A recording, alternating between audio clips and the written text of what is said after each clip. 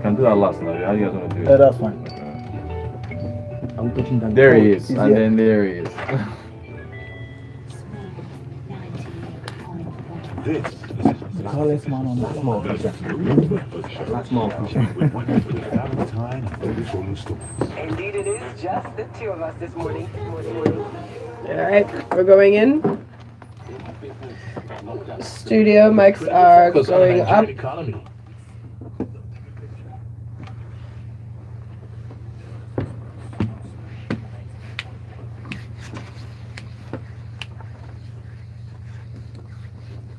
And a good morning to you once more, Lagos. You're tuned in and listening to Smooth Breakfast on Smooth 98.1. It is 6:45, which means it's time to delve into the world of business inside Business Express 981. In the studio with me to guide us through this conversation, we've got Rotus. Good morning. Good morning, Folu. Good morning, everybody out there on this rainy Tuesday. Indeed, what a rainy Tuesday, but showers of blessings is what we're going with this morning. Thank Blessings you. of profits. And it is a full house with all of the gentlemen in Rotus. I'm going to hand over to you now. Yes, thank you.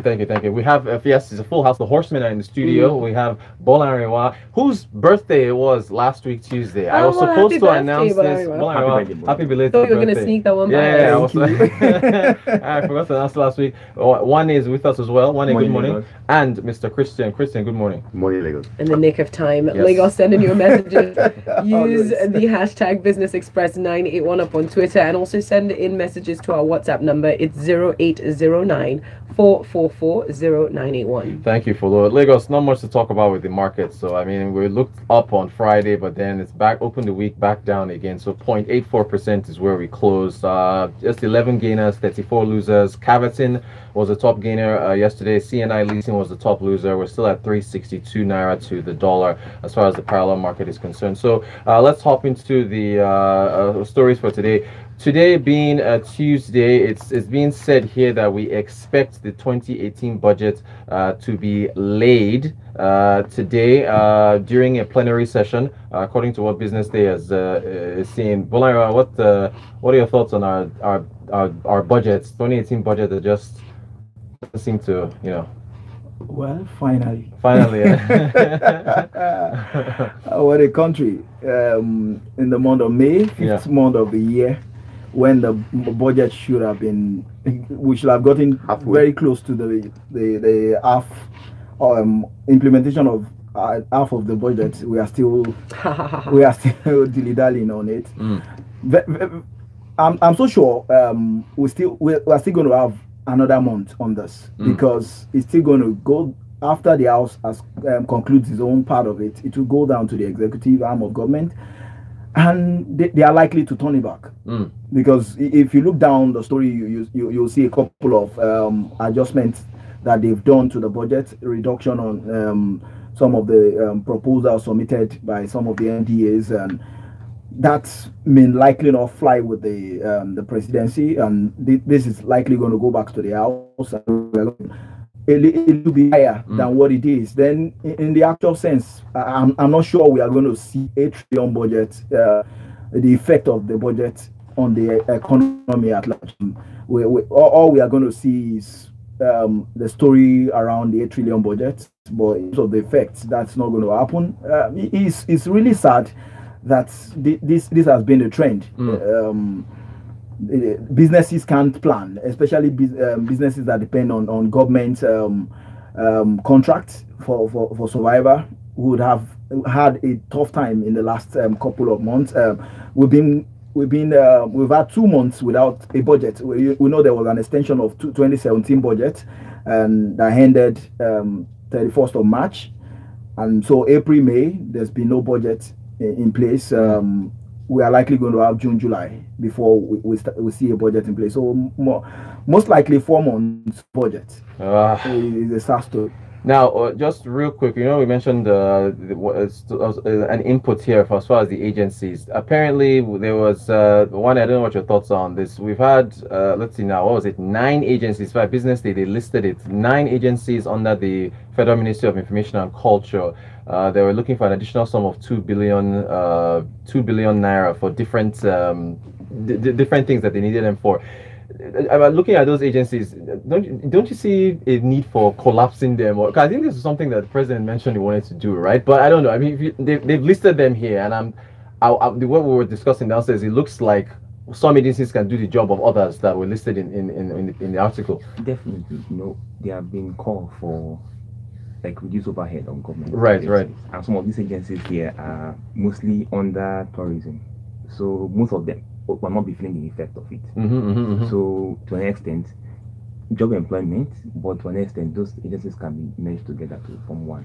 But overall, these 2 billion additional, what's it called? Yeah, they are pretty much call for money. Yeah. These are the kind of things that will delay this budget passage. Christian, we go to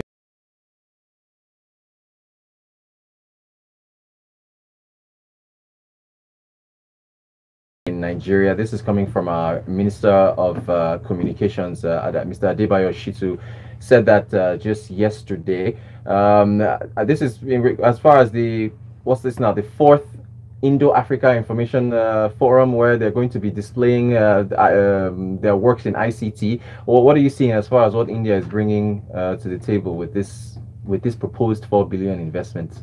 Yeah, yes, it's proposed. But right. I think it's a good thing.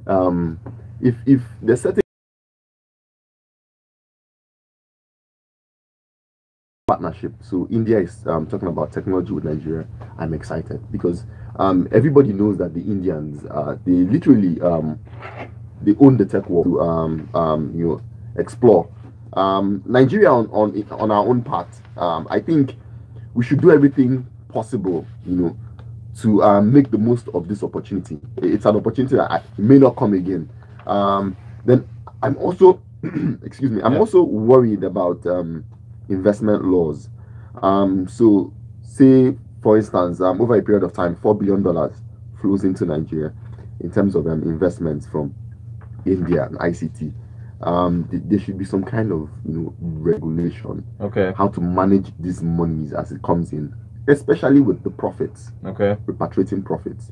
I think that that's where we make a lot of mistakes. So money comes in and then literally it's FDI, but it's still hot money because all the profit goes out. Okay. So yeah, at the end of the day, you just find out that you've been tapped. Right, you've been tapped. But if you, I mean, the flip side of that is that if you try, I mean, you're not talking about restricting your profits from being able to leave, yeah? Because then if that's the whole capital flight thing now, if you're I mean, if you bring in $4 billion in over 2 years, and then you make over the next 2 years you make $2 billion, and you take it out, then we've not net. We haven't gotten anything for that.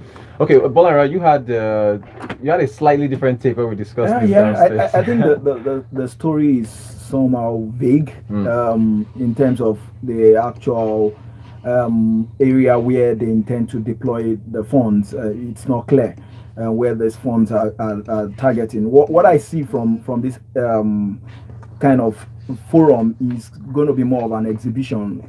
Christian rightly said India is strong when it comes to technology, so I just see them showcasing what they have. Well, I don't see where the advantage that we have that they intend to tap from in terms of them bringing money in terms of costs. They have advantage, and that's why you see even businesses in the US go outsource their ITs to India. Yeah. They have the numbers. We can compete with them in terms of numbers. They have the technical know-how. We can compete with them in that space. Their business environment is more friendly. We can compete with them. So I really see this more of like an exhibition than for them bringing money in. Very quickly, we've got a couple of comments that's come through on WhatsApp from Prince. He says the 2017 budget was signed into law in June of 2017, and so it will run its 1 year full circle. The Constitution Part 4, Section 318 says that financial year means any period of 12 months beginning on the first day of January in any year or other such date as the National Assembly may prescribe. Now, if this is the provision of the Constitution, I don't see what the hullabaloo of when the budget is passed is, provided it is passed before the expiration should have the current one. Our dear Prince is going by the book.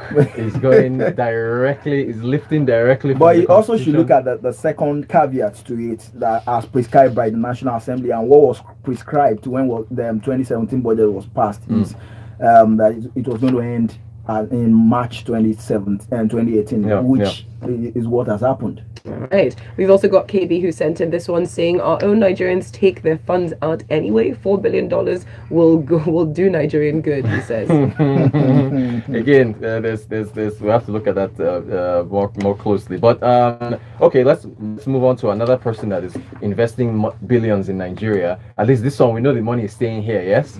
Yes. Yes. Yes. Yes. Okay. Dangote outlines 20 billion planned in dollars to planned investments. I think this is the next 5 years. Yes. Really 5 years. Okay. Of $23 billion. 23 actually. Yes. It's a fantastic one. The forum he had at the Lagos Business School, I think that's more of an investor forum for his shareholders. For his shareholders. That will really prop up the market. I think one of the takeaways from the discussion he had there is that the refinery won't come upstream until 2020. The market was actually expecting it to commence production at the end of 2018. That's not going to happen. And I think this is huge. The guy is actually one of the unique things that he's doing that set him apart from other businesses is the fact that he trades in areas where other businesses won't even go. Right. Because it dives into areas of infrastructure where most businesses shy away from, and he's doing them big. So for an entrepreneur to lay before the market his plans over 5 years, meaning these are areas that's not even if you are aware of it, you can't step into them because these are big things. He said he's going to we know the refinery play, the gas pipeline, the fertilizer project, the upstream oil and gas, rice production, sugar backward integration, cement project, and power. And these are heavy. massive scale businesses.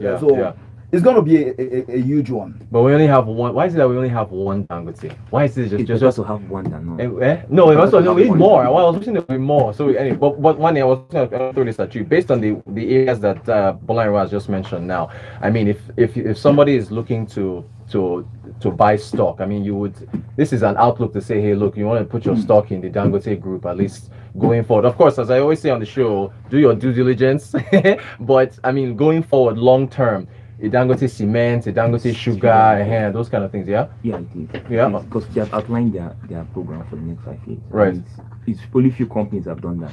Most companies are just lukewarm about it. Not giving investors or shareholders what to expect.